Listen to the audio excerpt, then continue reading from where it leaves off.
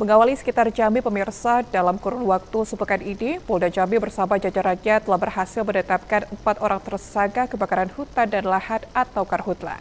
Dalam aksi keempat tersangka itu, setidaknya ada 43 hektar total luasan lahan ludes terbakar yang tersebar di 3 wilayah kabupaten Provinsi Jambi. 4 orang tersangka pembakar lahan berhasil ditangkap jajaran Kapolres di jajaran Polda Jambi. Keempat tersangka tersebut ditangkap karena perbuatannya dengan sengaja membuka lahan dengan cara membakar. Direktorat Reserse Kriminal Khusus Polda Jambi, Kombes Pol Bambang Yuko Pamungkas menegaskan, dalam kasus pembakaran hutan dan lahan di 4 lokasi berbeda tersebut dengan luasan lahan yang terbakar mencapai 43 hektar. Seperti di wilayah Buaro Jambi, Kabupaten Tebo, dan Kabupaten Tanjung Jabung Timur. Jadi semenjak dimulainya hari Rabu yang kemarin minggu lalu, tanggal 23 Juli 2024, itu mulai diberlakukannya siaga darurat karhutla, yang kemudian sebagai ketua pelaksana harian itu Bapak Danrem.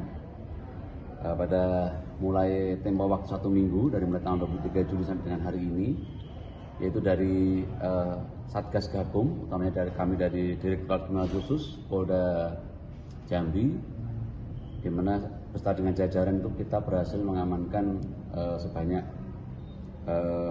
4 tersangka dengan 4 TKP, di mana TKP ada di wilayah Muara Jambi, kemudian ada 1 TKP, kemudian di Tebo 1 TKP, dan di Tanjab Tim atau Jabung Timur itu ada 2 TKP.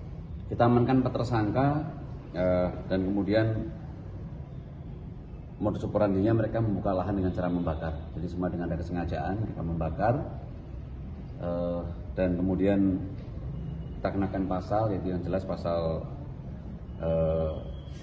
tentang perkebunan, yaitu 108 Junto 56 ayat 1 dan juga pasal 187 dan atau pasal 188 KUHP. Ancamannya di perkebunan dari 10 tahun, kemudian untuk KUHP pasal 188 ada 5 tahun. Kemudian dari 4 TKP ini itu ada total semua itu 43 hektar yang dapat kita ungkap. Dan ada beberapa titik lainnya memang kita masih lakukan penyelidikan, baik ada di seluruh di wilayah hukum Polda Jambi. Mungkin itu saya sampaikan, jadi kita berhasil ungkap 4 dan ingat kita masih melakukan beberapa penyelidikan.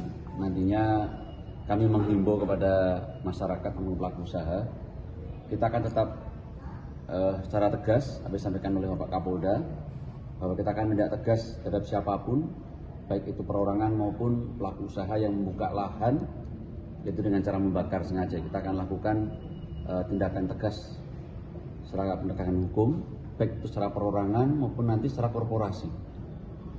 Itu ya, terkait dengan kelompok usaha tadi Pak, ya. Kan misalkan di wilayah mereka ada yang terjadi kebakaran, mereka tidak melakukan tindakan, apakah akan kita periksa? Tetap kita akan lakukan aturan. Jadi dalam permen, saya sampaikan kemarin pada saat Pak di awal dari siaga bencana itu, di sana ada beberapa aturan-aturan tertentu ya, aturan yang terkait dengan permennya itu. Dia harus ada setiap berapa ratus hektar, dia harus mempunyai apa untuk dalam pencegahannya. Yang jelas apabila terbukti mereka tidak melakukan itu, maka kita akan kenakan korporasi dan nanti pada ujungnya, kalau emang itu merusak lingkungan, maka akan kita kenakan nanti undang-undang LHK. Apakah ada rencana dipanggil Pak, seperti PT PLA? Nanti akan selanjutnya besok kan ada pertemuannya dipimpin oleh Pak Danrem selaku ketua harian. Artinya tidak ada perlakuan khusus Pak dari untuk para perusahaan? Tidak ada. Semuanya kita samakan sama semuanya. Kita samakan semua, juga itu pelaku usaha kita kenakan korporasi, dan nanti pada ujungnya kita akan kenakan lingkungan hidup. Itu nanti ada aturannya sendiri semuanya ya. Nanti mungkin lebih jelasnya besok pada saat setelah ini ya, selesai pertemukan semuanya ya. Pak, secara total keseluruhan berapa kasus yang masih dalam penyidikan serta yang sudah besar keseluruhan yang ditangani Polda? Kita lakukan penyidikan ya, kasus sidik sudah 4 ya. Kemudian yang masih lidik ada 27. Kita masih lidik 27 TKP.